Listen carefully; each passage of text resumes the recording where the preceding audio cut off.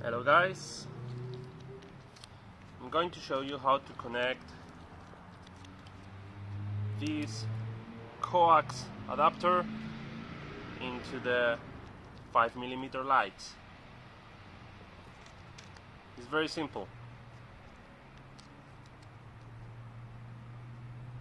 We connect it here, we put the nut tight,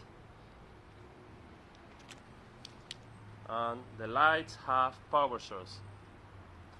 If the lights are not working, you should check inside.